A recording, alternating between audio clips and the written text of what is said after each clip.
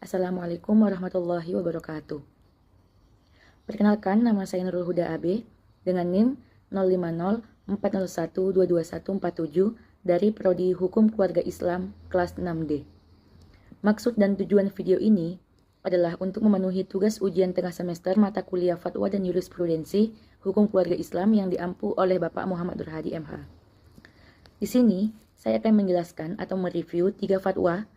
Yang pertama adalah fatwa tentang perkembangan dan kontribusi fatwa dalam hukum keluarga di Indonesia, yang telah diunggah oleh Dede Nuryai Taufik, Sia Khosia, Siti Ayu Restu Wulandari, dan Riana Aprianita di Jurnal Hukum Keluarga Islam As-Sakinah.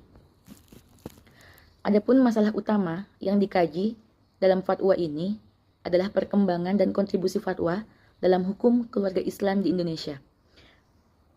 Permasalahan yang muncul berhubungan dengan berbagai fenomena sosial dan hukum kontemporer yang tidak sepenuhnya diatur dalam peraturan perundang-undangan yang ada. Contohnya, nikah di bawah tangan, nikah beda agama, nikah mut'ah, pernikahan usia dini, dan poligami melebihi dari 4 istri. Contoh yang pertama, yaitu kasus nikah di bawah tangan, adalah secara syariat, pernikahan itu dianggap sah jika syaratnya terpenuhi, seperti adanya ijab qabul, wali, dan 2 orang saksi. Namun, dalam praktiknya, pernikahan ini tidak sah dan menimbulkan berbagai masalah, seperti sulit mengurus hak waris dan status hukum anak. Dalam hal ini, fatwa menjadi penting untuk memberikan solusi yang sesuai dengan perkembangan zaman atau perkembangan sosial masyarakat. Kemudian, dalam fatwa, ada 4 teori fungsi fatwa terhadap hukum, yaitu yang pertama, ta'yidi, yang artinya mendukung hukum yang sudah ada. Kemudian, tashihi, yang artinya meluruskan pemahaman yang keliru. Kemudian, islahi, yang artinya reformasi hukum sesuai dengan kebutuhan zaman. Kemudian yang keempat, insya'i, yang artinya menciptakan hukum baru. Nah, dalam fatwa ini, cenderung masuk ke dalam teori islahi karena berusaha merespon tantangan modernitas, perkembangan zaman, dan perubahan sosial yang tidak bisa dijawab hanya dengan pemahaman konvensional terhadap ayat-ayat Al-Quran, hadis, dan kitab-kitab fikih lama. Kemudian, fatwa memainkan peran penting dalam memperkaya hukum keluarga Islam di Indonesia. Yang pertama, fatwa membantu mengisi kekosongan hukum pada isu-isu kontemporer yang belum terakomodasi dalam regulasi formal. Kemudian yang kedua, fatwa menjadi rujukan penting bagi hakim pengadilan agama khususnya untuk mempertimbangkan keputusannya. Misalnya, fatwa MUI tentang nikah di bawah tangan yang mana membantu hakim menegaskan bahwa praktek ini berisiko besar terhadap hak perempuan dan anak. Ketiga, fatwa juga berkontribusi pada proses legislasi.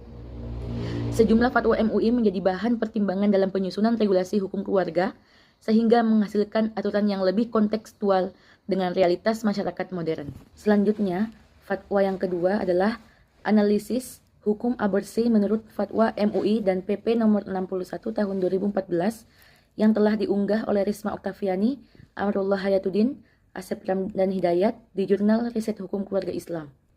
Adapun masalah utama yang dibahas dalam fatwa yang kedua ini adalah tentang kebolehan aborsi dalam kondisi tertentu menurut fatwa MUI nomor 4 tahun 2005 dan peraturan pemerintah nomor 61 tahun 2014. Fokus pertama berangkat dari kasus di Kampung Patrol di Kabupaten Ciamis yang melibatkan tindakan aborsi akibat kehamilan yang mengancam keselamatan seorang ibu atau terjadi karena kesalahan penggunaan alat kontrasepsi. Masalah ini penting karena menyoroti dilema etika dan hukum dalam kasus aborsi yang berkaitan dengan kesehatan reproduksi dan hak-hak perempuan. Kasus yang diangkat menunjukkan bahwa meskipun secara prinsip aborsi itu dilarang, tapi terdapat pengecualian dalam kasus kedaruratan atau kehamilan akibat pemerkosaan. Fatwa MUI nomor 4 tahun 2005 dan PP nomor 61 tahun 2014 menegaskan bahwa prinsipnya aborsi haram dilakukan jika bertujuan untuk menghilangkan nyawa janin tanpa alasan yang sah. Tapi, aborsi diperbolehkan jika terdapat indikasi medis yang mengancam nyawa ibu atau janinnya. Kehamilan terjadi akibat pemerkosaan yang berpotensi menyebabkan trauma psikologis bagi korban. Fatwa ini mengadopsi pandangan Islam yang mengutamakan perlindungan jiwa sebagaimana ditegaskan dalam konsep maqasid syariah atau tujuan hukum Islam. Dalam kondisi darurat, tindakan yang awalnya haram bisa diperbolehkan jika bertujuan untuk menyelamatkan nyawa.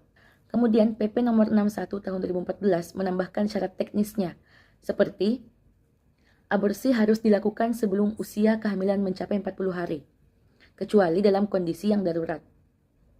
Kemudian, tindakan aborsi harus melibatkan tenaga medis yang profesional dan dilakukan di fasilitas kesehatan yang berizin. Berdasarkan isi dan karakteristik dari Fatwa MUI nomor 4 tahun 2005, dapat dikategorikan bahwa fatwa ini masuk kategori tashihi, yaitu meluruskan pemahaman yang keliru. Kenapa? Karena fatwa ini hadir untuk mengoreksi pemahaman yang berkembang bahwa aborsi sepenuhnya haram tanpa pengecualian. Kemudian, dengan memberikan pengecualian pada kondisi tertentu, yaitu indikasi medis atau kehamilan akibat pemerkosaan. Fatwa ini meluruskan pemahaman yang kurang tepat dalam masyarakat. Kemudian fatwa ini juga menegaskan batasan hukum aborsi agar tidak disalahgunakan, sehingga bersifat korektif terhadap praktek yang tidak sesuai dengan syariat. Kemudian, fatwa ini masuk dalam teori karakter demokratik fatwa.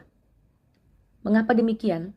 Karena fatwa ini meliputi proses pengambilan keputusan, yang mana fatwa ini disusun melalui musyawarah dengan melibatkan berbagai pihak, termasuk ulama, dokter, dan pihak berwenang lainnya.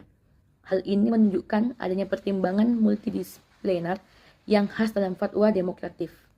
Tentang fatwa-fatwa hukum keluarga Majelis Ulama Indonesia tahun 1975 sampai tahun 2012 dalam perspektif maqasid syariah, yang telah diunggah oleh Men Rasiswanto di Jurnal Hukum Islam.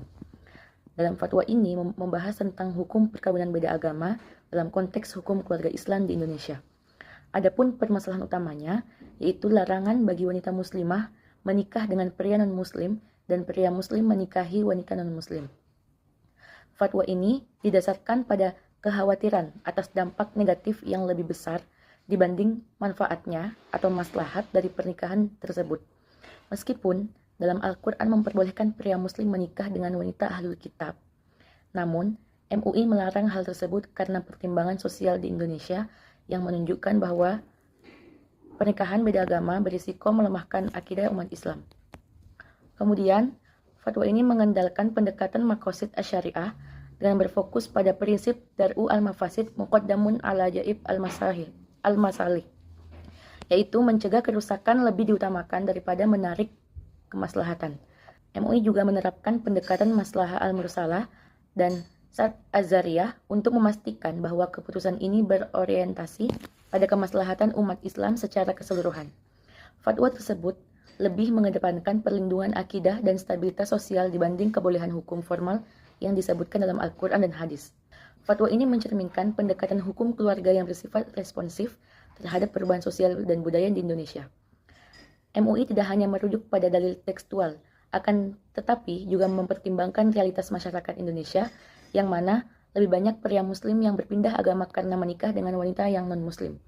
Dalam konteks perkembangan hukum keluarga Islam di Indonesia, fatwa ini menunjukkan adanya penyesuaian terhadap dinamika sosial dengan mempertimbangkan aspek kemaslahatan yang lebih luas.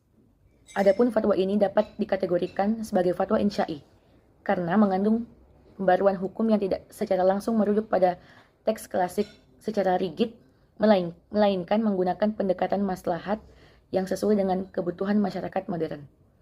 Kemudian fatwa ini juga lebih sesuai dengan konsep demokratik fatwa, karena mempertimbangkan kondisi sosial dan perkembangan masyarakat secara luas. Meskipun fatwa ini memiliki dasar normatif yang kuat, akan tetapi pendekatan maslahat yang digunakan mencerminkan bahwa keputusan tersebut mempertimbangkan kebutuhan umat Islam di Indonesia pada masa kini. Sekian video yang dapat saya sampaikan, kurang lebihnya saya mohon maaf. Assalamualaikum warahmatullahi wabarakatuh.